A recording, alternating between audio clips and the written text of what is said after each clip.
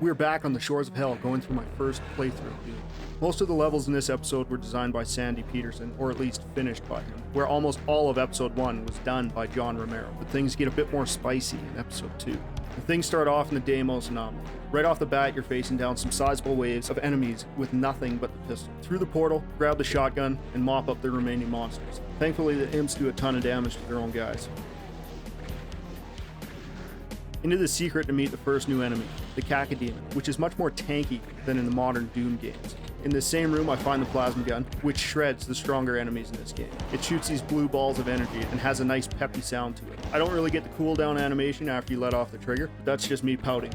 It's also clear that teleporters are going to be used much more in this one than in episode 1. Into containment area, the second level of the episode, and I'm pretty sure this is my favorite. The huge storage area with a maze of boxes piled to the ceiling and the imps hiding around most corners, and it's packed with secrets. I also like how you can pass between the different pathways by climbing some of these boxes. It's a nice touch. The no vertical aiming is still a pain in my ass. This is the first time I found the Berserk power up. Man, is it fun. The Lost Souls make their first appearance here, and these things can get fucked. They take way too much damage and they seem to spawn in swarms most of the time. The rest of the level was really good. All these different areas to explore, but they all lead back to a previous area, so it never felt like I was backtracking. I just happened to find the computer here while I was button mashing the use key, and with 12 secrets, it was needed. There's also some massive moving set pieces in this level, which might not serve a purpose, but they do add some good character to it. The chainsaw is also in here, which isn't bad for dealing with the Lost Souls, but I still prefer the shotgun. This one took me a long time to get through, and I enjoyed all of it. 10 out of 10. Into Refinery. From the best level straight to the worst. This level doesn't make any sense. It's called Refinery, but there's nothing industrial about it. The walls are covered in what look like green vines. There's this room full of these flesh-colored things that just move up and down, and the random moving texture here. What the fuck is that? Next up is the Deimos Lab. Another huge map with a ton of winding corridors packed with secrets again. It's neither good nor bad, kind of just right down the middle. I did get crushed, but not killed at one point in this one though. Into the command center. It seems like the different areas of this level don't really flow together that well.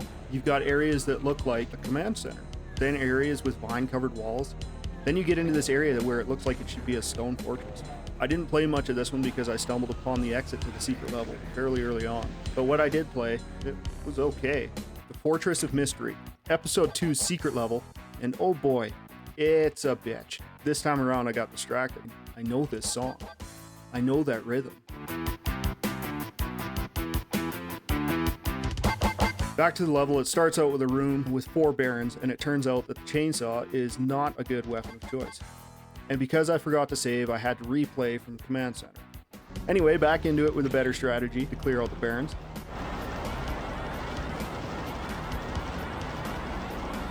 Then into a room full of Cacodemons.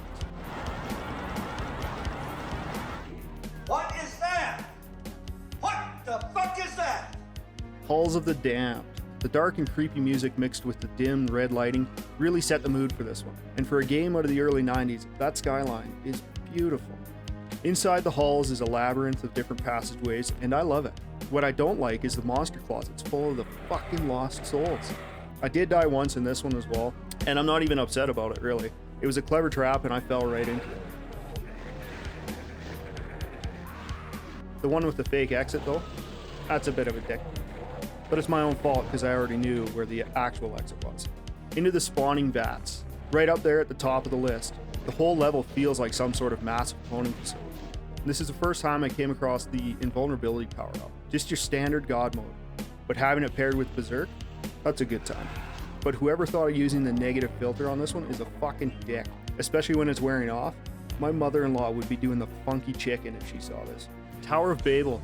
The final level of episode 2, the boss is the Cyber Demon, and it really doesn't get much easier than this. Well, once you're outside, it doesn't. From what I can tell, its only attack is a rocket launcher, so unless you're like me and get stepped on, it's pretty easy. There's a ton of rocket launcher ammo too, so just keep moving and shoot. All in all, the second episode was pretty good. A couple of the levels didn't make much sense, and again, I definitely should have played on Ultraviolet. And that's it. That's all.